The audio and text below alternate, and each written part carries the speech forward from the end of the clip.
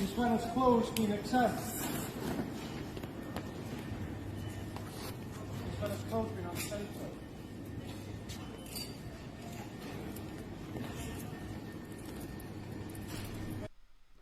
Hello, good evening, and welcome back. So, the power of the government comes from the people, and they can only get away with what they want to do all the time the people go along with it. As we see here, a Welsh dragon is unleashed. Furious Tesco shopper tears away plastic sheets and asks how children's clothes are non-essential in run-up to winter under Wales' disgraceful COVID rules.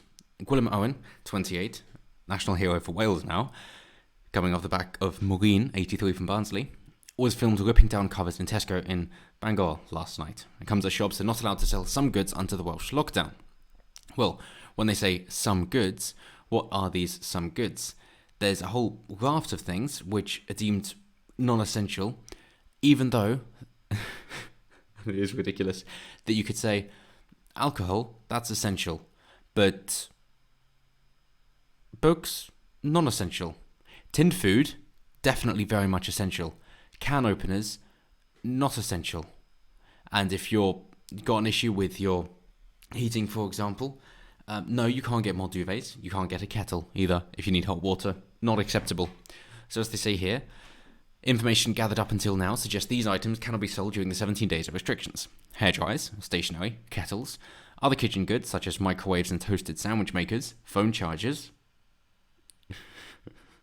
Phone's essential, the chargers no.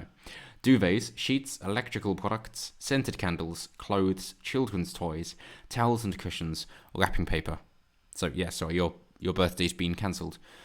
But the point of this was supposed to be, well, hey, if the independent businesses and the high streets are suffering, then the big stores have to suffer as well. Except, of course, that isn't the actual effect. People will go to Amazon instead in order to get the items that they want. You aren't going to stop people from doing this. And yes, of course, the Labour leader's saying you shouldn't be thinking how to get around these regulations. They're there for a reason and you should just abide by them. And we're not going to give supermarkets a full list because they should use their grown-up adult decisions to know what is and is not essential. And of course, as to put here with their quotes, as part of the, quote, firebreak regulations, items deemed, quote, non-essential by the Welsh Government will not be available to purchase. And it takes somebody like Mr. Owen, as we saw, to say, no, we're not accepting this. Saying, since when have clothes been exempt? Rip the fuckers off. Kids' fucking clothes. It's a disgrace. And it really is. And he posted a Facebook update before and afterwards as well to say, I had enough last night. I don't care about the backlash that I may get from this. I heard supermarkets have put covers over non-essential things such as clothes. We're heading into winter now, and who would have thought clothes for children weren't essential? I'm sure there are people out there who can barely afford heating in their houses, and now they want to stop people buying clothes in supermarkets. Yes, get a potato sack. That's what Wales is saying now. I don't expect everyone to do what I've done here, but I do expect everyone to know that denying the public clothing is nothing but immoral and inhumane. And it really does get to the point that it's not about the virus, is it? It's really not. There's no good reasoning for this to be the case from the virus. What's the idea? Oh, over the next 17 days, we're going to limit where people can interact and we're going to just shrink them so that they all interact in the same spaces. That makes a lot of sense. He says, so I'm not ashamed of what I've done. I'm not prepared to live in a society where they can take basic human needs away, like being able to buy new clothes, especially for children, so I'll do what I can to stop it. I've had it up to my tether with what's going on and we need more people to make a stand for what is right. This was my stand. And yes, of course, there's been now a more of a backlash in the MP's realm with the Shadow Health Secretary from the Conservatives saying, yeah, that's enough of that, which is a bit ridiculous given just over the border. Boris is trying to say, oh yes, a bit more of that. It just seems to be party politics. But when individuals, as in the voters, are saying, we've had enough of this, as he says, clothes is amongst the things that have been covered up not for sale in Tesco. This is tyranny. That it really is. And it comes back to the old, and paraphrasing the quote about, do you want to live in a personal hell or social hell? Which is, you'll do what other people think is right, but you'll know that you're not true to yourself and you've got to live with those consequences. Or do you want to do what you know is right, but other people won't like it and you've got to deal with those consequences? if you really knuckle down and give it consideration, you're going to want to do what you know to be morally right. And other people might protest a bit. The vocal minority will do so, because you've only got to live with yourself, but you do have to live with yourself. So a spokesman for Tesco said, under new restrictions set up by the Welsh Government, we're currently unable to sell non-essential items in our stores. Our colleagues have worked hard to put these measures in place, and we ask their customers please respect these decisions. And similarly, and very well played, that another gentleman saying that, oh, clothes are non-essential. Okay, in that case, let's say I needed clothes, and I didn't have any clothes, well then I wouldn't really be able to wear anything. In which case, as we see here, a man has decided to do his shopping in his underwear, and socks and shoes, and also wearing a mask. Let's not forget the mask, because that's definitely essential, but not covering the rest of his body.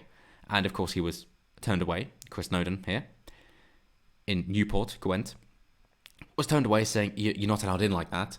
And he's saying, well, hey, you know, as his wife said, clothes are non-essential, so let him in. And clothes are deemed now non-essential. Your store's policy says clothes are non-essential. Let him in to buy some clothes. This is beyond a joke. There are children out there growing that need clothes. But the security guards replied, he's not appropriately dressed. Go and take it up with the government. And that seems to be the way that it's going. So, yes, you've even got some people trying to say, well, hey, yeah, I know it's bad, but, oh, that's the law, and so we've got to allow it. And you would have hoped that when a security guard saw somebody like this going, this is ridiculous, I need to get some clothes, he would have gone, well, okay, the law says, you know, that you're not really appropriately dressed, even though the law doesn't. But store policy says you're not.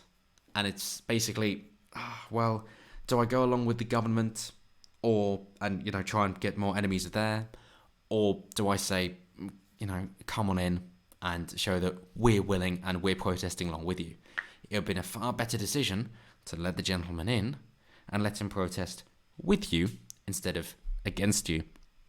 Otherwise, you have the whole foot in the door theory and agent theory, which is that, as long as somebody with authority is telling you what to do, you're not to blame, you're just doing what you're told. You definitely can't be at fault.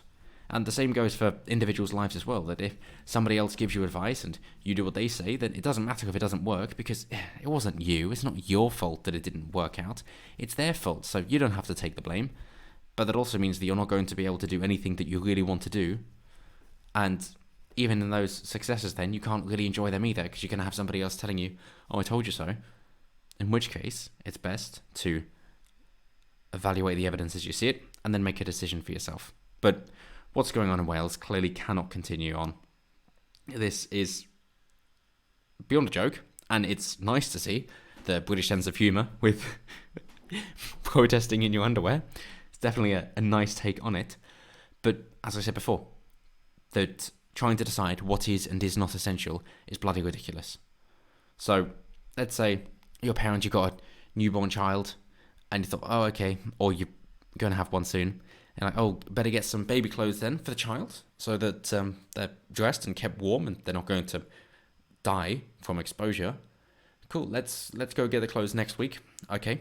And then next week comes, it's like, yeah, you're not allowed to buy them anymore. It's like, hang on, what? As in, you want my baby to be naked? And so what? I'm going to have to, okay, wrap him in a towel, you can't buy towels. Okay, wrap him in a duvet, you can't buy duvets. Wrap him in a blanket, you can't buy blankets.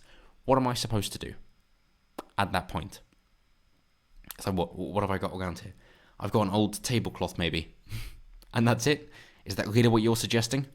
And so the Labour leader's response has been really, really atrocious, with thousands of people signing a petition calling on the Welsh Government to reverse a ban on supermarkets selling non-essential items during the firebreak lockdown in Wales. He's just saying, yeah, no, we need this because it's more important that this happens than you're allowed to go to a supermarket to buy these things. It's better that you just have to go to Amazon instead, for example, as people will do. So it's not helping out the businesses either, the smaller businesses. It's not helping the economy. It's not, seemingly, it's not saving lives. COVID is, of course, not even in the top 10 list of killers for last month at least in the UK. So what is this all about? Because it is clearly not about the virus. That is what I put to you. Not at all is it about the virus. But And then you've got other people, Christ, who were going, oh shit, we want to leave Wales. So they're trying to drive out of Wales, and then they're being turned around at the border, saying, you're trying to leave Wales? You're not allowed to. You're in Wales now. You're stuck here. You don't like what we're doing? You have to. You're not allowed to leave either. It's very dangerous territory. Saying that you're holding somebody captive, and you're demanding that they do the things that you say, otherwise you will remove even more of their freedoms. Thankfully, the police are too overstretched in Wales to be able to actually enforce this as much as the government would like to, but that is an incredibly scary precedent.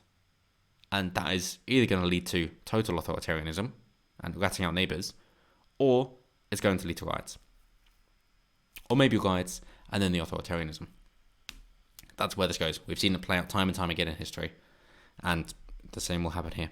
But as always, let me know what you guys think down below. Always intrigued to hear what you guys have to say.